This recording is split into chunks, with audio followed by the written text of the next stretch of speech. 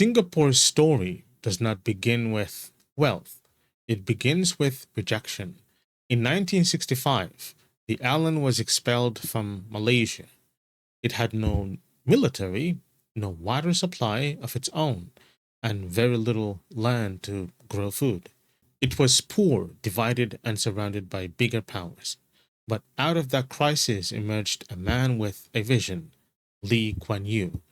He did not just want to survive, he wanted to build a society that defied its limitations. To do that, he believed that the country needed more than democracy, it needed discipline. Lee Kuan Yew made a promise. It was not written down, but it was understood. Follow the rules, trust the system, and in return, you'll be given safety, growth, and a better life.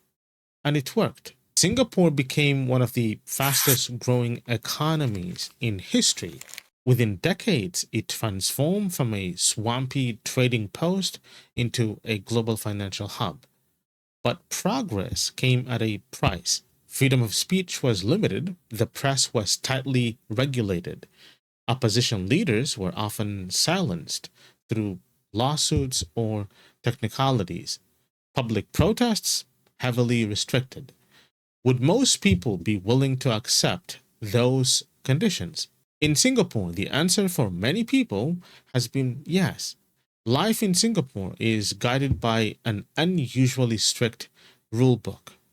Chewing gum is banned. Spitting on the street is illegal. Flushing a public toilet is mandatory by law.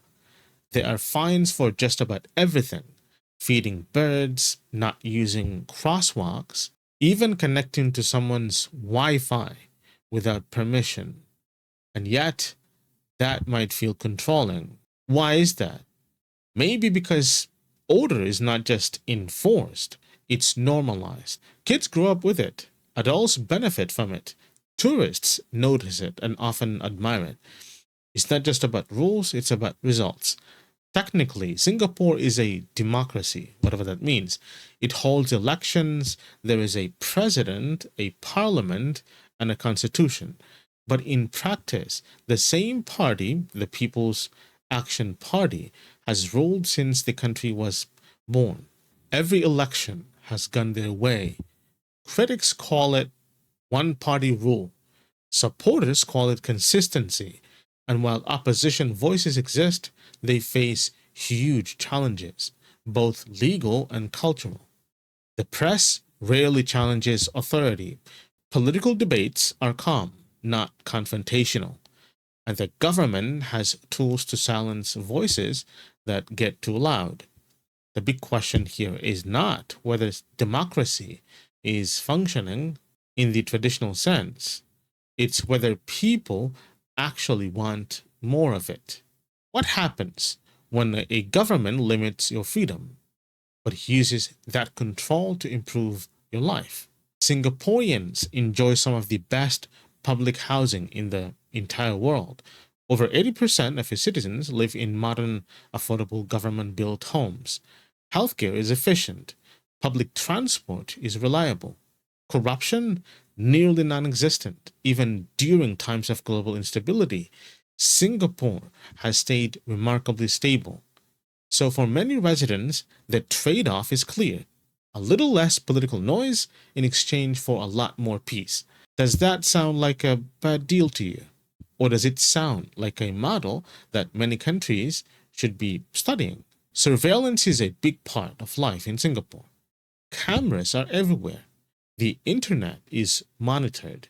The government knows more than you think. And yet, it doesn't feel like a dystopia. There are no tanks in the streets, no shouting police officers, no fear in people's eyes. The system is not designed to scare you, it's designed to make you feel comfortable, to keep things predictable, to quietly steer you toward the right kind of behavior.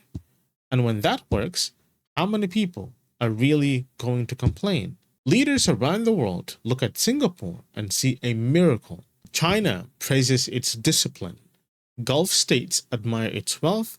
Even some Western leaders wonder, can we have efficiency without losing control? But copying Singapore is not as easy as replicating its policies. This is a small country with a highly educated population, no rural areas, and a unique cultural mix. The government is trusted largely because it has delivered for decades. Most places don't have that combination.